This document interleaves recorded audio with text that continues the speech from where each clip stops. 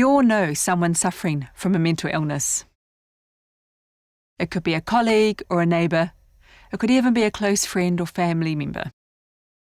For the most part, mental illness does not come with big, obvious symptoms. There may be more subtle signs that are easily ignored or overlooked. It always makes me so sad to hear people say they knew someone for the whole of their lives without ever knowing they were suffering from a mental illness. Just think about the impact that mental illness has on families, friends and loved ones of sufferers. How many more millions does mental illness affect indirectly? And let's not be coy about this. We know what the consequences of mental illness can be. Over 1 million people commit suicide. 1 million. And more than 90% of those people take their lives as a direct consequence of their mental health issues. So let's just put that into perspective. That number is equivalent to the population of a small country. Just think about that for a moment. The entire population of one small country, all committing suicide. One small country falling off the map each and every year. The best thing we can do for anyone in distress is to reach out to them. We need to show people that they are not alone. It is up to us to give our friends and family members the belief that they can overcome their illness.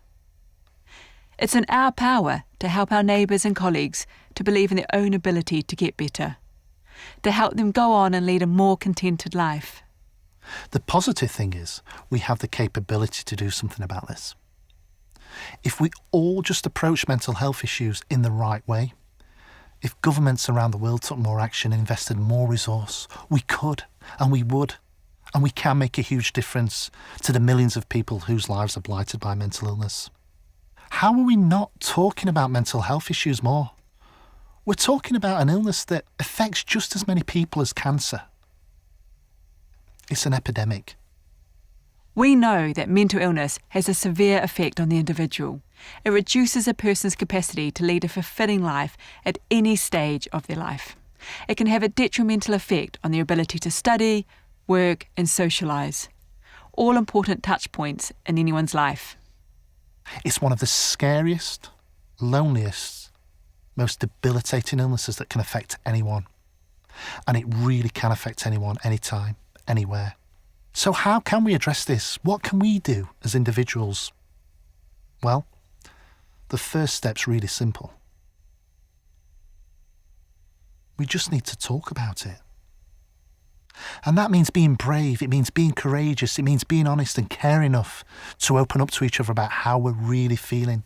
I, for one, want to live in a world that does not exclude a significant percentage of the population. I believe that we should all have the same opportunities without being discriminated against. And I want to live in a community that treats all people with compassion and a society that works together to support and protect anyone and everyone suffering from mental illness.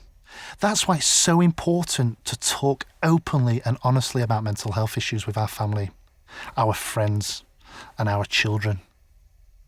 It's up to us, all of us, to remove the stigma. To try and normalise the kinds of mental health challenges that can affect any one of us at any point in our lives. And that is the crucial first step in making sure we all play our part in making mental health recovery a possibility for all. Let's talk. And let's do stuff. She says, don't let go. Never give up, it's such a wonderful